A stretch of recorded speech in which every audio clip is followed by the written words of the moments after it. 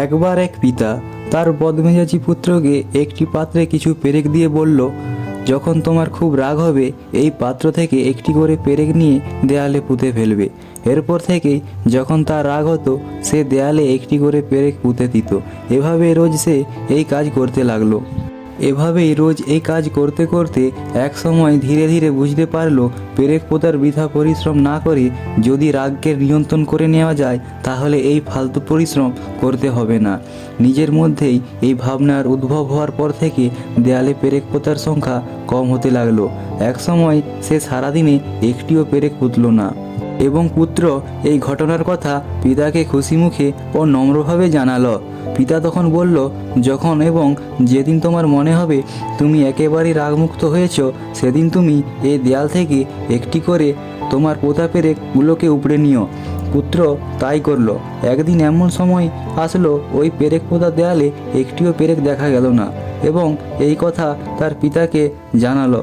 সে যে তার নিজের রাগকে নিয়ন্ত্রণ করতে পেরেছে এবং দেয়ালে সবকটি পেরেক সে তুলে নিয়েছে। তখন তার পিতা তার পুত্রকে দেয়ালের সামনে নিয়ে এসে দাঁড়ালো এবং বললেন, তোমার পোতা পেরেকের আঘাতে দেয়ালের গায়ে যে ছিদ্র হয়েছে তুমি কি এই ছিদ্রগুলোকে বন্ধ করতে পারবে? পুত্র বলল, পিতা তা করা আর সম্ভব হবে না। পিতা তখন পুত্রকে বলল, আমাদের জীবনটাও ঠিক এরকমই। রাগ আর ক্রোধের বশে কোনো কিছু করে ফেললে কিংবা কাউকে কোনো আঘাত দিয়ে কথা বললে তাহলে তার মধ্যে যে ক্ষত সৃষ্টি হয় তা আমরা আর ঠিক করতে পারি না। তাই যখনই কোনো বিষয়ে রাগ নিয়ে আসবে বা কারোর ব্যবহারের প্রতি তুমি ক্ষুব্ধ হবে তখন রেগে না গিয়ে নিজেকে সামলে নিতে হবে। কখনো কারো মনে দুঃখ দিয়ে কথা বলা উচিত নয়।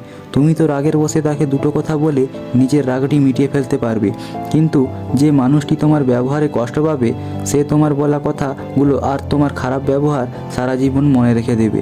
তাই এই ঘটনা থেকে আমরা শিক্ষা নিতে পারি, যখনই কারোর কোনো কথা ভালো লাগবে না বা যখন কোনো বিষয়ে মন খারাপ থাকবে তখন নিজের ওপর বিশ্বাস হারালে চলবে না এবং কারোর ওপর রাগ দেখানো মোটেও ঠিক নয়। এই সময় নিজের বুদ্ধি ও ধৈর্যকে কাজে লাগাতে হবে। বন্ধুরা, আমাদের এই ভিডিওটি যদি তোমাদের ভালো লাগে তাহলে আমাদের ভিডিওটিকে একটি লাইক করে দাও এবং চ্যানেলে যারা নতুন এসেছো চ্যানেলটিকে সাবস্ক্রাইব করে আমাদের সঙ্গে থাকো এরকমই ভিডিও পাওয়ার জন্য। ধন্যবাদ।